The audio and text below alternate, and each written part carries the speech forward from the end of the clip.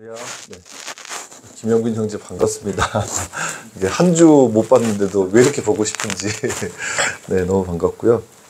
어제 저는 우리 길상기 목사님과 함께 리스트 미니스트리 자원봉사 현장에 다녀왔습니다. 여러분 우리 의정부에서 상계동 이렇게 당고개 쪽으로 넘어가는 터널 지나자마자 보면 언덕에 이제 마을이 있는데 아마 여러분 아실 거예요. 중계동에 있는 백사마을과 더불어서 거기가 아주 저소득 취약 가구가 많은 이제 그런 마을 중에 하나인데 제가 어제 두 가지 좀 느꼈어요. 근데 이렇게 쌀과 라면 전달해 주는 일을 이제 봉사를 했는데 거기가 이 고지대다 보니까 오르고 내려오는 게 힘들더라고요. 그리고 대부분 거기 사는 분들이 노인 가구여서 이분들이 이렇게 이제 이렇게 좀 평지로 내려오는 것도 참 힘들겠다 싶더라고요. 그래서 여쭤봤는데 실제로 못 내려가신다 그러더라고요. 이렇게 좀 젊었을 때는 그래도 내려다니셨는데 지금은 어렵다 그렇게 말씀하셔서 좀 안타까운 마음도 들었고, 그래도 또 교회가 그런 분들 찾아서 또 위로하고 자금 도움이라도 드릴 수 있다는 사실이 감사하고 또 다행이다 싶었습니다. 그리고 이제 저희가 자원봉사 하면서 이제 또 하나 느낀 건데 참 쉽지 않다. 왜냐하면 제가 이렇게 오르고 왔다 갔다 이렇게 내려가다 보니까 힘들어하는 거예요. 한 4-5번 하는데도 힘들어하고, 작년에 이제 연탄 봉사를 하셨을 때 얼마나 힘드셨을까 그런 생각이 들어서 야, 이게 진짜 퍼포먼스가 아니구나 그런 생각이 들었고, 이렇게 누군가 어려운 분들 찾아가서 꾸준하게 그런 돕는 분들이 새삼 참 대단하다, 존경스럽다 이런 생각이 들었습니다. 참 네, 그렇습니다. 그래서 저희도 어쨌든 우리가 그리스도인으로 살아가지만 우리 주변의 어려운 이웃들을 돌아보면서 그런 분들을 돕는 그런 삶을 사는 우리가 됐으면 좋겠습니다. 저는 이제 오늘 대림절 성서일과 말씀을 좀 내려놓고요. 예레미야 29장 말씀을 준비했습니다. 솔직히 말씀드리면 이번 주 내내 제 마음이 좀 편치 않았습니다. 제가 요즘 MBTI로 하면 제가 ENFP인데 다른 건 잘 모르겠지만 제가 F적인 성향이 굉장히 강한 거는 맞는 것 같아요. 이게 주변에 사람들의 감정에도 좀 잘 이렇게 좀 그 사람의 감정이 저한테 잘 전염이 되기도 하고 그렇습니다.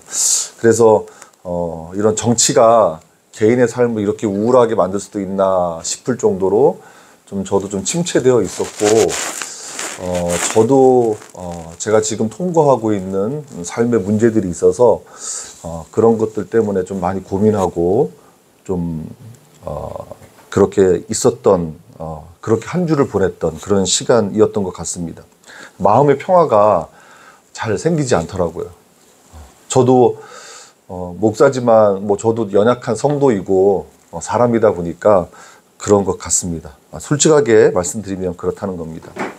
근데 그러다가 다시 좀 말씀 앞에 서야 되겠다 그렇게 생각을 했고요. 우선은 저도 말씀을 전하는 사람이지만 내가 말씀을 들어야겠다 싶어서 오늘은 제가 듣기 위해서 설교를 준비했습니다. 제가 듣기 위해서. 목사들이 설교 강단에서 표적 설교하면 안 된다고 하는데 저는 오늘 표적 설교하려고 합니다. 저 자신을 위한 표적 설교입니다. 예, 오늘 본문은 예레미야 선지자가 바벨론으로 끌려갔던 이제 유대인들에게 보낸 편지의 일부입니다. 물론 개인적인 메시지가 아니라 하나님께서 주신 말씀을 이스라엘 백성들에게 전달하는 것이죠. 아무쪼록 제가 오늘 여러분에게 선포하는 이 말씀이 제 개인의 말이 아니라 또 사람의 말이 아니라 하나님의 말씀으로 들려지는 은혜가 있기를 주님의 이름으로 축복합니다. 먼저 시 하나를 좀 소개하려고 합니다. 기영도 시인의 램프와 빵이라는 시인데 부제가 겨울파나 6입니다. 삼행으로 되어 있어서 굉장히 짧은 시입니다. 이 시를 잠깐 소개하고 말씀을 이어갔으면 좋겠습니다. 고맙습니다. 겨울은 언제나 저희들을 겸손하게 만들어 주십니다. 우리 기영도 시인은 아주 젊은 나이에 요절한 아주 천재 시인 같은 분인데 이런 시를 썼습니다. 그 남인의 문학평론가 남인의라고 하는 분이 그 짧은 시는 일단 외우기가 좋고 그리고 그 시에 독자의 인생이 좀 끼어들 여백이 있어서 좋다 그랬는데 저도 참 공감합니다. 저도 이 시를 처음 봤을 때 이 뭐 짧은 시여서 누구나 쉽게 쓸 수 있는 시 같지만 계속 곱씹어 보니까 참 대단한 시다 싶었고요. 이 시를 이렇게 읽으면서 저의 지나간 인생들 그리고 제가 지금 처해 있는 그런 삶의 현실들 이런 것들이 그 시에 이렇게 좀 펼쳐지는 그런 느낌을 저도 받았습니다. 여러분 한번 생각해 보십시오. 겨울은 추운 계절이죠. 그쵸? 한겨울 혹한기가 되면은 그 혹독한 추위를 견디기 어려우니까 겨울이 빨리 지나갔으면 할 겁니다. 요즘은 겨울이 추운 계절인 건 맞지만 겨울이 춥다. 너무너무 춥다. 막 이렇게 생각하시는 분들이 많지는 않을 거예요. 많지는 않을 것 같습니다. 요즘은 난방시설도 잘 되어 있고 그리고 또 뭐 기후변화 때문에 겨울이 예전 겨울 같지도 않고 또 뭐 두터운 옷도 잘 나오니까 그런 옷 입고 다니면 추운 거 잘 모를 수도 있지만 제가 어렸을 때만 해도 겨울 나기가 쉽지 않았던 것 같아요. 제가 이제 그 초등학교 때 초등학교 3학년 때 제가 강원도 태백에서 서울 남양주 구리 이제 그때는 구리가 아니었고 남양주였는데 경기도 구리시로 전학을 왔거든요. 그러다가 이제 서울 창동에 있는 창동초등학교로 초등학교 3학년 때 제가 전학을 갔는데 그 시골에서 그 학교 다닐 때 생각하면 겨울 되면 겨울에 그 교실에서 난로를 피워도 늘 발가락 끝이 막 차가웠던 그런 기억이 아직도 생생합니다. 그래서 실내에 있어도 항상 좀 추웠던 이렇게 겉옷을 벗지 않고 있었던 그런 기억이 있습니다. 요즘 우리 친구들은 상상하기 어려울 거예요. 아무리 추워도 어쨌든 실내에 들어가면 그 추위를 이제 잊어버리는데 제가 어렸을 때는 그랬던 것 같습니다. 그래서 이제 저보다 더 연세가 많은 분들은 추운 겨울에 대한 그런 기억들이 더 있을 것 같은데 훨씬 더 열악한 조건이었으니까 그래서 한파가 몰아치고 또 거기에 막 그 폭설까지 내리면은 겨울을 나는 게 쉽지 않았다라는 게 누구나 다 공감할 수 있는 일이 아닐까 싶습니다. 그래서 그런지 우리는 인생의 힘들고 어려운 시기를 겨울에 빗대어서 이야기할 때가 많습니다. 여러분이 지금 보고 계시는 이 램프와 빵, 이 기영도의 시에서도 겨울을 그렇게 읽을 수 있죠. 매서운 겨울이 힘겨운 것처럼 혹독한 시련도 힘겹긴 마찬가지입니다. 그러나 힘겨운 겨울이지만 겨울이 주는 유익이 있다는 거예요. 기영도 시인은 그 유익을 겸손해서 찾았습니다. 자연의 겨울이든 인생의 겨울이든 힘겨운 겨울을 살면서 자신의 연약함을 돌아볼 수 있다는 의미입니다.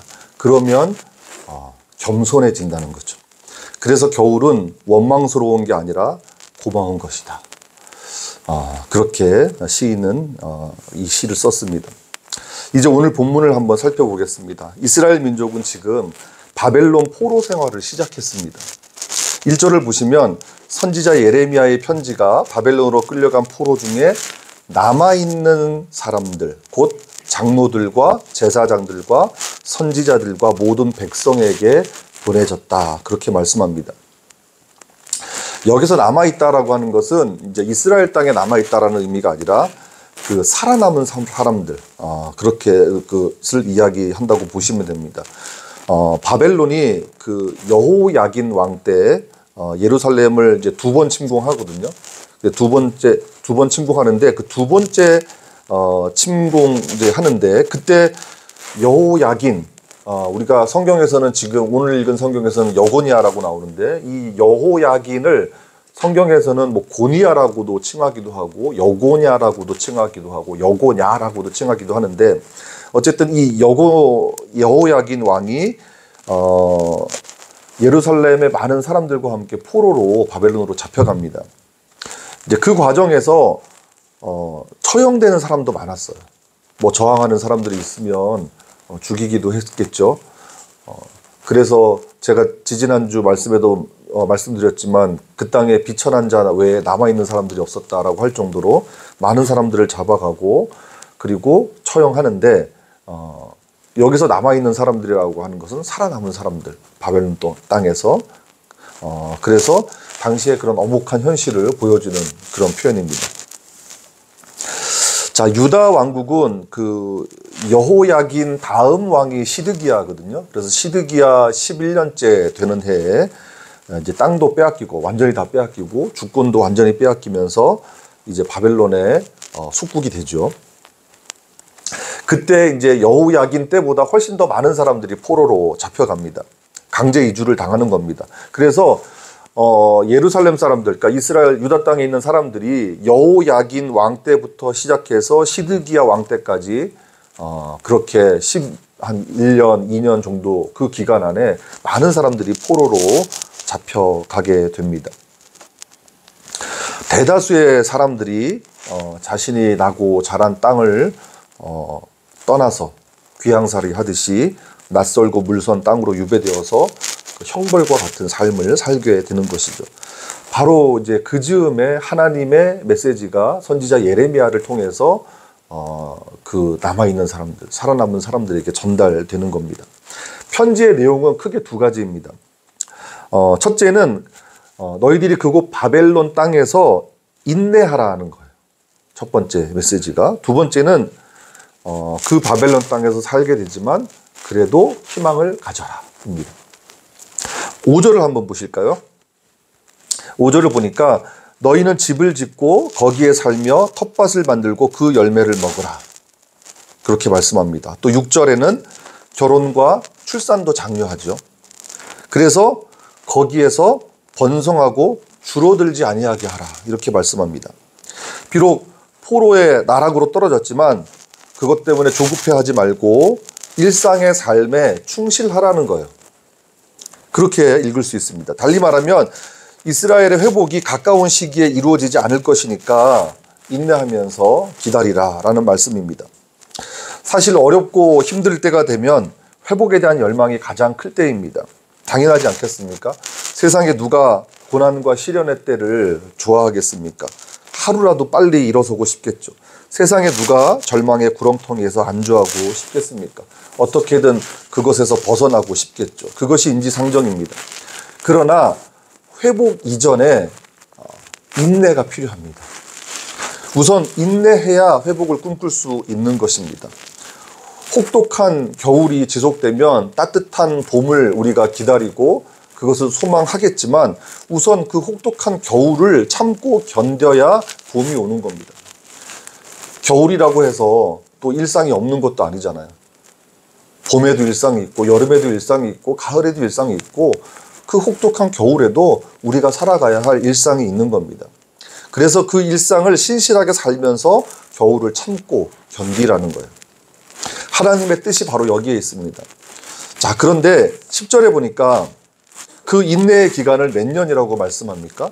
70년이라고 말씀합니다. 적어도 70년간은 바벨론 포로 생활이 이어진다는 얘기예요. 유대인들 입장에서는 이 말씀이 반가운 말씀은 아니죠. 70년이면 두 세대 이상의 긴 시간인데 그 시간을 기다려야 한다? 그러면 어떤 사람들은 고향 땅으로 돌아가지 못하는 그런 시간일 수 있잖아요. 그래서 굉장히 실망스러운 하나님의 말씀으로 받아들여질 수도 있을 겁니다. 하지만 그들에게는 바벨론의 통치 현실을 고통스럽게 받아들이는 용기가 필요했습니다. 왜냐하면 포로 생활이라고 하는 것은 어쨌든 지금 현재 부인할 수 없는 현실이기 때문입니다. 어쨌든 그 고통스러운 현실을 살아가야만 하는 것이 그들에게 주어진 지금 숙명이죠. 그래야 훗날을 기약할 수 있지 않겠습니까? 자, 그런데 그 훗날을 기약하려면 인내가 필요하다는 겁니다. 사실 하나님께서 진정으로 바라셨던 것은 이스라엘 민족이 포로살이를 하는 동안에 하나님의 언약 백성으로서 새롭게 거듭나는 것이었습니다. 겨울처럼 냉혹한 현실을 살면서 그 현실을 참고 견딜 뿐만 아니라 연단의 과정으로 회개하는 시간으로 만들기 원했던 겁니다. 그러다 보면 자신들이 경험하는 고통을 원망하는 수준으로 머물러 있는 것이 아니라 그 고통을 이해하는 수준으로 발전할 수 있다는 것이죠. 바로 이런 인내가 삶을 올바른 방향으로 세워나가는 것입니다. 실제로 이스라엘 역사를 들여다보면요, 이 포로기나 포로 후기가 이스라엘 민족이 인내하면서 신앙적으로 눈을 뜬 시기였습니다. 비록 폐허가 된 삶의 자리가 있었지만 바로 그 자리를 참고 견디고 버티면서 신앙적인 성찰을 했습니다. 자신들의 과거를 돌아보고 자신들의 현재 모습을 돌아보면서 또 하나님께서 조상들에게 주신 말씀, 그들에게 주신 말씀을 되새기면서 하나님이 원하시는 올바른 방향으로 그들의 삶을 조정해 나가기 시작했죠. 예레미야의 편지는 바로 그걸 요구하는 겁니다.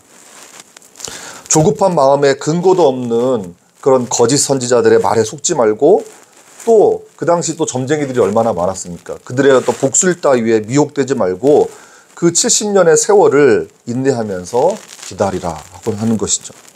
어쩌면 바벨론 포로 생활을 시작한 유대인들은 70년이 아니라 자신들의 시대에 유다 왕국이 회복되기를 간절히 바랐을 것입니다.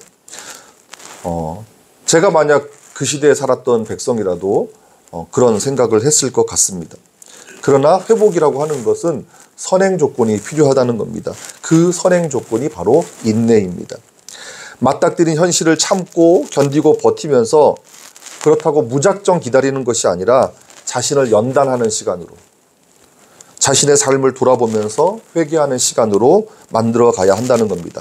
그것이 하나님이 바라시는 인내이고 바로 그 인내 위에 믿음의 삶이 정립되는 것입니다. 제가 오늘 여러분에게 또 한 편의 시를 소개해드리고 싶습니다. 볼까요? 네, 여러분 잘 아시는 김수영 시인의 참음은 이라는 시입니다. 이 시를 제가 잠깐 읽어드리겠습니다. 참음은 어제를 생각하게 하고 어제의 얼음을 생각하게 하고 새로 확장된 서울특별시 동남단 논두렁에 어는 막막한 얼음을 생각하게 하고 그리로 정근을 한 국민학교 선생을 생각하게 하고 그들이 돌아오는 길에 주막거리에서 쉬는 10분 동안의 지루한 정차를 생각하게 하고 그 주막거리의 이름이 말죽거리라는 것까지도 무료하게 생각하게 하고 기적을 기적으로 울리게 한다. 죽은 기적을 산 기적으로 울리게 한다. 저는 우리 이 시를 봤을 때 진짜 하나님 말씀처럼 보였어요. 참음은 어제를 생각하게 하고 그렇습니다. 정말 그렇습니다. 참는다는 것은 그냥 가만히 있는 게 아닙니다. 참을 때 어제를 생각하는 거예요. 과거의 우리의 잘못을 생각하는 거예요. 과거의 우리의 부끄러운 모습을 생각하는 거예요. 성찰하는 겁니다. 지나간 자취를 생각하는 겁니다. 그리고 어제의 얼음. 그때는 너무너무 힘겹고 너무너무 어렵고 그런 냉혹한 그런 과거의 삶이었을지만 어쨌든 그걸 생각하는 겁니다. 그리고 막막한 얼음도 생각하는 거예요. 지금 내가 현실에서 부딪히고 있는 어려움들, 현실들 그런 것들을 생각하는 거예요. 어떻게 이 문제를 풀어나갈까? 어떻게 내가 이 문제를 슬기롭게 헤쳐나갈까? 그리고 어떤 이유인지 모르겠지만 정근을 간 국민학교 선생님도 생각하는 거예요. 그게 다분히 우리 일상에서 그냥 평범한 일 같지만 왜 저 선생님은 저리로 갔을까? 그렇게 찬찬히 들여다보는 겁니다. 지루한 정차도 생각하는 겁니다. 우리 삶에 겪고 있는 따분하고 그리고 때로는 좀 벗어나고 싶은 그런 어떤 현실의 삶이 있다고 할지라도 생각하는 겁니다. 찬찬히 들여다보는 겁니다.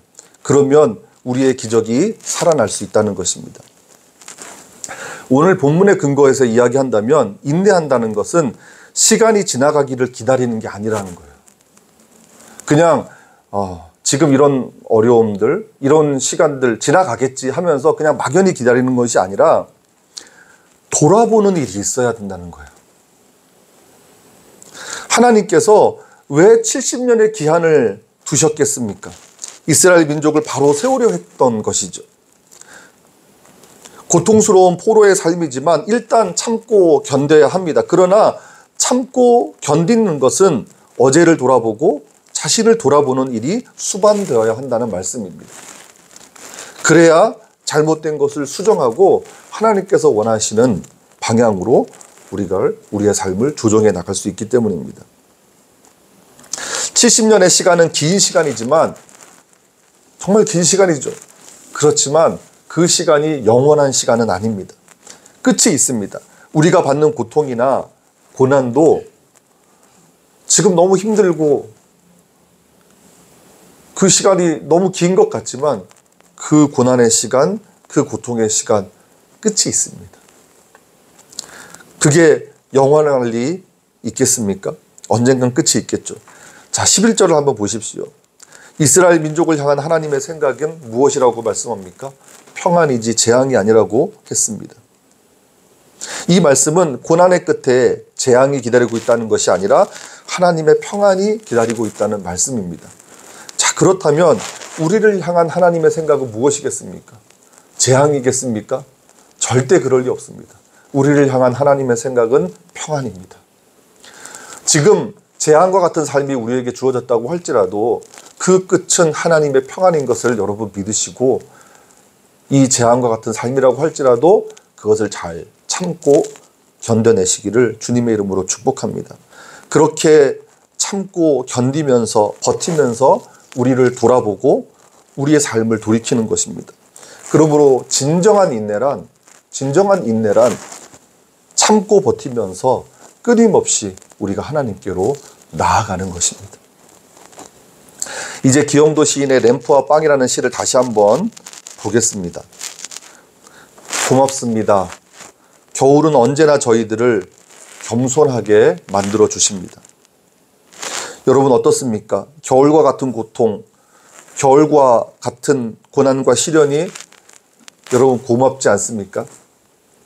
혹독한 겨울이 힘들긴 하지만 우리의 연약함을 상기시켜주고 겨울을 허락하시고 또 겨울보다 크신 하나님을 바라보게 만드는 것입니다.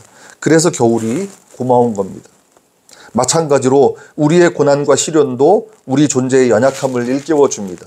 그리고 하나님을 찾게 만들죠. 그래서 고난이 내게 유익이라 시편 기자가 그렇게 고백하는 거죠. 혹시 여러분 지금 겨울을 살고 있습니까?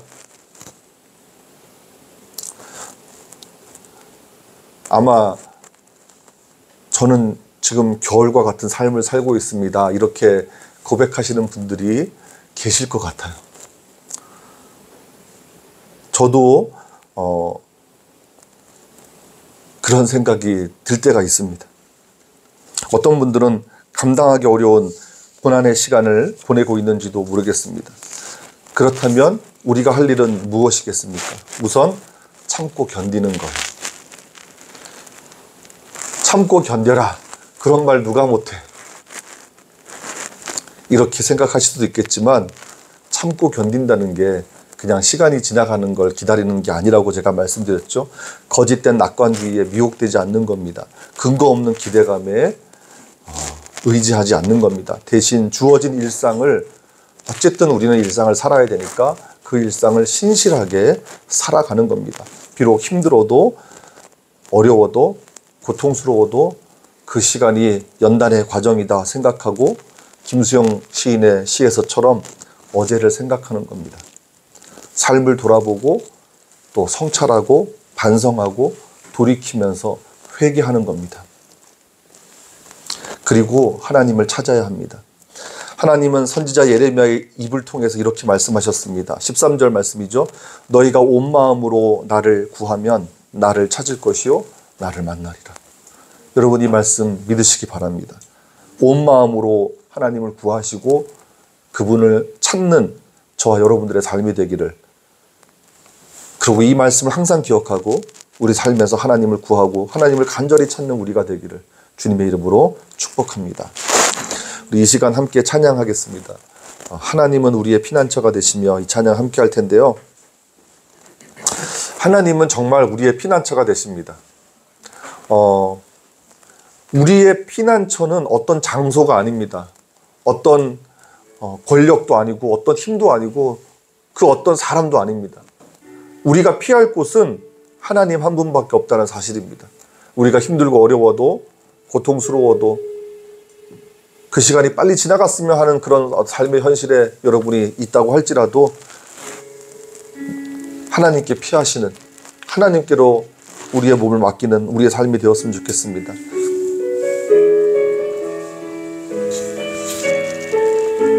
하나님은 우리의 하나님은 우리의